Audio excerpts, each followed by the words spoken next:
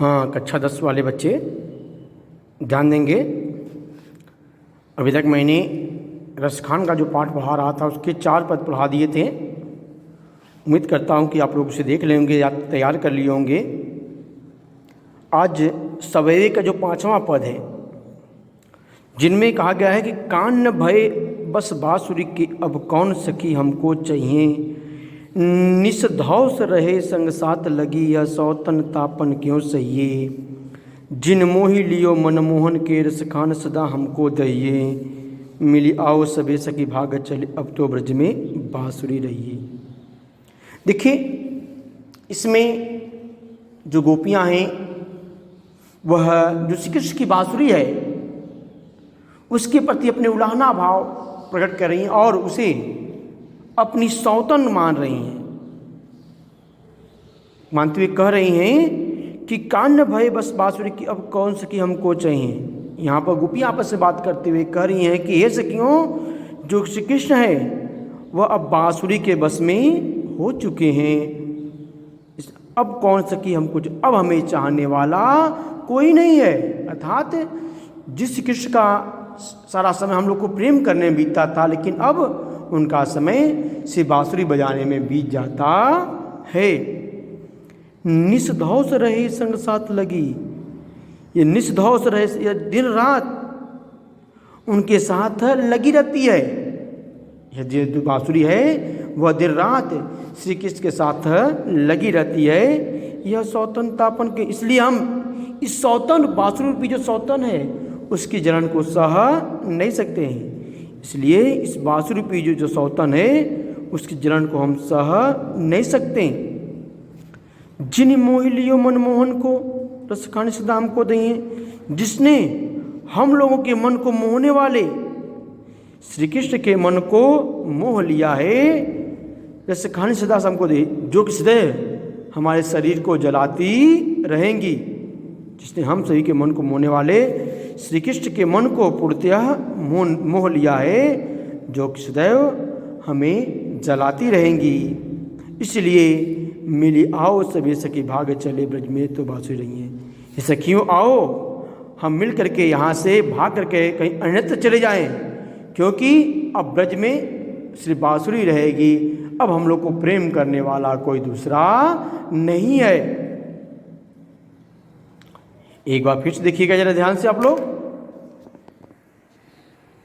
इसमें भक्त कवि रसखान जी गोपियों के अंतःदशा का वर्णन करते हुए कह रहे हैं कि गोपियाँ जो श्री कृष्ण की बाँसुरी है उसे अपना सौत मान रही हैं, सौतन मान रही हैं, और कह रही हैं कि हे सखियों, जो श्री कृष्ण है वह बाँसुरी के वश में हो चुके हैं, अब हमें चाहने वाला कोई भी नहीं है।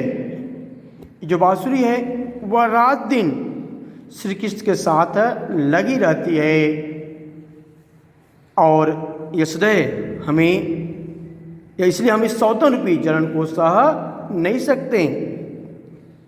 जिसने हम सभी के मन को मोहने वाले श्री कृष्ण के मन को मोह लिया है, जो कि सदैव हमारे जली शरीर को जलाती रहेगी। इसलिए हे सखियों, आओ हम सभी मिल करके यहाँ से भाग जाएं, क्योंकि अब ब्रज में सिर्फ बाँसुरी रहेगी। अब हम लोग के रहने के लिए, हम लोग को प्रेम करने के लिए यहाँ कुछ भी बचा नहीं है।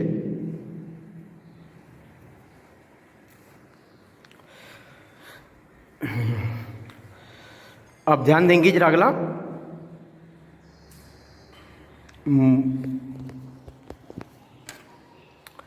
मोर पखा सिर ऊपर राखियो, गुंज की माल गरे पहिरोंगी, ओढ़ पीतंबर लय लुकटी बन गोदन ग्वारन संग फिरोंगी। अब भावत तो वो ही मेरी रसखानों से सो तेरे कहे सब स्वांग करूंगी, या मुरली मुरली धर की अधरा न धरी अधरा न धरूंगी। देखिए, मोर पखा सिर ऊपर राखियो, गुंज की माल गरे पहिरोंगी। यहाँ पर गोपियां अपना श्री कृष्ण के प्रति जो प्रेम भाव है उसे प्रकट करने का प्रयास कर रही हैं कि अर्थात जो सारी चीज़ें श्री कृष्ण को अच्छी लगती हैं उन सारी चीज़ों को करने के लिए हम तैयार हैं। उसी का वर्णन करते हुए यहाँ पर रसखान जी कह रहे हैं कि गोपियाँ आपस में बात करते हुए कहती कि मोर पका सिर ऊपर राखी गुंज की मालो गरे पहनोगी। हम लोग भी श्री कृष्ण की भांति अपने सिर पर मोर के पंखे से निर्मित मुकुट को पहन लेंगे और गुंज की माला गले पहनूंगी। और गुंजों की जो माला है या पेड़ की पत्तों की जो माला है उसे भी गले पहन लूंगी। ओढ़ी पीतम्बर ले लकुटी और पीले वस्त्र को ओढ़ लूंगी और हाथों में छड़ी को लेकर के वन गोधन वन में ग्वाल बालाओं के साथ गाय को चराती फिरूंगी, क्योंकि ये सारी चीज़ें हमें भी अच्छी लगती हैं। फिर देखिए यहाँ पर गोपी आपस में बात करते हुए कह रही हैं कि हम लोग श्री कृष्ण की भांति अपने सिर पर मोर के पंखे से निर्मित मुकुट को रख लेंगे और गुंजों की माले अर्थात पेड़ की पत्तों की माला को भी अपने गले में पहन लूँगी और पीले वस्त्र को धारण कर लूँगी और हाथों में छड़ी को लेकर के वन में ग्वाल बालाओं के साथ गायों को चराने चली जाऊंगी। अर्थात क्योंकि ये सारी चीज़ें हमें अच्छी लगती हैं इसलिए इन सारी चीज़ करने के लिए हम तैयार हैं। भाव तो वही मेरी इसका तरीके से ये श्री कृष्ण आपको जो भी अच्छा लगता है वह आपके लिए हम वो सारे कार्य को करने के लिए तैयार हैं। श्री कृष्ण आपको जो कुछ भी अच्छा लगता है वो सब सारी चीज़ें करने के लिए हम दृढ़ प्रतिज्ञ हैं, वो सारी चीज़ें हम करने वाली हैं। लेकिन या मुरली मुरलीधर की अधरा में धरूंगी। लेकिन हे श्री कृष्ण जो आपकी जो मुरली है जिसे आप जिसे अपने ओठों पर रखे रहते हैं उस मुरली को हम लोग कभी भी अपने ओठों पर नहीं रखेंगे। लेकिन हे श्री कृष्ण आपकी जो मुरली है जिस मुरली को सदैव आप अपने होठों पर रखे रहते हैं उस मुरली को हम लोग कभी भी अपने होठों पर धारण नहीं करेंगे। क्यों? क्योंकि ये जो मुरली है हम लोग एक तरह से सौतन है और इस सौतन को हम अपने साथ कभी भी रख नहीं सकते। फिर देखिए यहाँ पर रसखान जी कह रहे हैं, गोपियाँ कहती हैं कि हम लोग श्री कृष्ण के लिए समान ही मोर के पंखे से निर्मित मुकुट को अपने सिर पर धारण कर लेंगे और जो गुंजों की माला था पेड़ की घूंची भी कहते, गुंजों में घूंची भी होता है, जो घूंची या पेड़ की पत्तों से निर्मित जो माला है उसे हम अपने गले में पहन लेंगे, पीले वस्त्र को धारण कर लेंगे और हाथों में छड़ी को लेकर के ग्वाल बालाओं के साथ वन में गायों को चरानी चली जाएंगी, क्योंकि ये सारी चीज़ें हमें भी अच्छी लगती हैं। हे श्री कृष्ण आपको जो कुछ भी अच्छा लगता है वह सारी चीज़ें हम करने के लिए तैयार हैं। लेकिन जो आपकी मुरली है जिस मुरली को आप सीधे अपने होठों पर रखे रहते हैं उस मुरली को हम लोग कभी भी अपने होठों पे लगा नहीं सकते, क्योंकि ये जो मुरली है वो हम लोग की सौतन के समान है और इसलिए इस मुरली को हम लोग कभी भी अपने होठों से लगा नहीं सकते। हाँ ध्यान देंगे, अभी तक आप लोग रसखान जी के सवैये पढ़ रहे थे। इनके पाठ में एक कवित्व भी दिया गया है जिसका अध्ययन आप लोग करेंगे।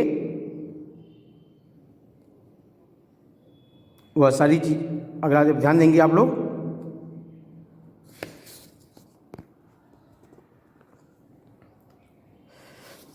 कवित्व। गोरज बिराजे भाल लहलही बनबाल आगे गैया पी पाछे ग्वाल गावे मृदवानी रे तैसी धुनी बांसुरी की मधुर मधुर जैसी बंक चितवनी मंद मंद मुस्कानी री कदम विटप के निकट तटनी के तट अटा चढ़ी जाही पीत पट फहरानी री रस भर सावे तन तपनी बुझावे नैन प्राण निर्जावे व आवे रस खानी री। यहाँ पर रसखान जी कह रहे हैं कि जब श्री कृष्ण अपनी गायों को वन में चरा करके लौटते हैं तो जो उनका सौंदर्य है, उनकी जो सौंदर्य की मूर्ति है, वो देखने में कैसी लगती है, कैसी लोगों को मन को आकर्षित कर लेती है, कैसे अपनी ओर आकर्षित करती हैं, इन्हीं सारी चीज़ों का इस कवित्व शीर्षक के माध्यम से वर्णन किए हैं। तो ध्यान देंगे, कोरज विराजे भाल लह लही बनमाल। जब श्री कृष्ण गायों को चरा करके वन से घर की ओर लौटते हैं तो उनके माथे पर गोरज, गाय के खुर से उठा हुआ जो धूल है, भाल मन मस्तक, उनके मस्तक पर विराजमान सुशोभित होता हुआ दिखलाई देता है। जब श्री कृष्ण गायों को चरा करके वन से घर की ओर लौटते हैं तो उनके माथे पर जो गायों के खुर से उड़ा हुआ धूल है वह अधिक सुशोभित होता हुआ दिखाई देता है। लह लही बनमाल, और उन्होंने अपने गले में वन के पत्तों की माला को पहन रखा है। आगे गया पाछे गावी मृदबानी रे, आगे आगे गायें चली आ रही हैं और पीछे पीछे जो ग्वाल बाल हैं वह मीठे स्वर में गीत गाते हुए चले आ रहे हैं। आगे आगे गायें हैं और पीछे पीछे जो ग्वाल बाल हैं वह मीठे स्वर में गीत को गाते चले आ रहे हैं। तैसी धुनी बांसुरी की मधुर मधुर जैसी, श्री कृष्ण के बांसुरी की जैसी मधुर ध्वनि है, श्री कृष्ण के बांसुरी की जैसी मधुर से मधुर ध्वनि है, वैसे ही बंक चितवन, उनका जो चितवन है वह टेढ़ा है और उसके ऊपर बंद मंद वह मुस्कुराते हुए, धीरे धीरे मुस्कुराते हुए चले आ रहे हैं। जैसे उनकी बांसुरी की मधुर स्वर है वैसे ही उनका चितवन भी क्या है, टेढ़ा है, और उस टेढ़े चितवन पर वह मंद मंद धीरे धीरे मुस्कुराते हुए चले आ रहे हैं।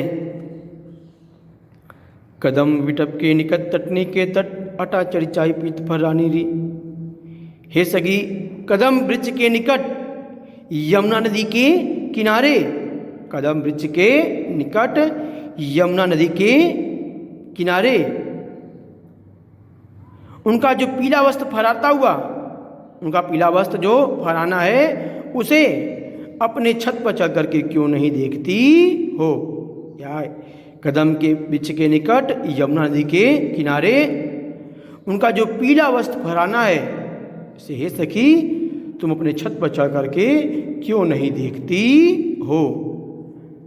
रस बरसावे तन तपनी बुझावे, नैन प्राणन रिझावे वह आवे रस खानी जी। जब वह आते हैं तो जैसा लगता है जैसे कि अमृत रस की वर्षा चारों तरफ होने लगी है। जब वो आते हैं तो ऐसा लगता है कि जैसे चारों तरफ अमृत रूपी रस की वर्षा होने लगी है। तन तपनी बुझावे, वह हमारे शरीर और मन के तपन को दूर कर देते हैं, वह हमारे शरीर और मन के तपन को दूर कर देते हैं। और पूजा नैन और आंखों का जो सौंदर्य प्रेम है उसे बुझा देते हैं, जो आंखों का जो सौंदर्य प्रेम है उसे बुझा देते हैं। और प्राण रिझावे आवे रस खानी रे, वह हमारे प्राणों को प्रसन्न करते हुए अपनी ओर आकर्षित करते हुए देखो श्री कृष्ण चले आ रहे हैं। हमारे प्राणों को रिझाते हुए प्रसन्न करते हुए देखो श्री कृष्ण हमारी ओर चले आ रहे हैं। एक बार फिर देखिएगा, यहाँ पर रसखान जी कह रहे हैं कि जब वन के क्षेत्र से श्री कृष्ण अपनी गायों को चरा करके वापस लौटते हैं तो उस वक्त गाय के खुर से जो उठा हुआ धूल है वह उनके माथे पर अत्यधिक सुशोभित होता हुआ दिखलाई दे रहा है। और उन्होंने अपने गले में वन की माला को पहन रखा है। आगे आगे गायें हैं, पीछे पीछे जो ग्वाल बाल हैं वह मीठे स्वर में गीत को गाते हुए चले आ रहे हैं। जैसे उनकी बांसुरी की मधुर मधुर स्वर है वैसे ही उनका जो चितवन है, जो देखने का तरीका है वह भी तिरछा है। वह तिरछा देखते हुए मंद मंद मुस्कुराते हुए देखो श्री कृष्ण चले आ रहे हैं। हे सखी, कदम वृक्ष के निकट यमुना नदी के किनारे उनका पीला वस्त्र फहराते हुए तुम अपने छत पर चढ़ करके क्यों नहीं देखती हो। हे सखी, कदम वृक्ष के निकट यमुना नदी के किनारे उनका जो पीला वस्त्र फहराना है उससे अपनी छत पर चढ़ करके क्यों नहीं देखती हो। हे सखी, जब वो आते हैं तो ऐसा लगता है कि जैसे चारों तरफ रसों की बरसात हो रही है। वह हमारे शरीर और मन के तपन को दूर कर देते हैं और आँखों का जो सौंदर्य प्रेम है उसको भी बुझा देते हैं और हमारे प्राणों को रिझाते हुए और हमें प्रसन्न करते हुए देखो श्री कृष्ण इसी ओर चले आ रहे हैं। हमारे प्राणों को रिझाते हुए अपनी ओर आकर्षित करते हुए देखो श्री कृष्ण इसी ओर चले आ रहे हैं।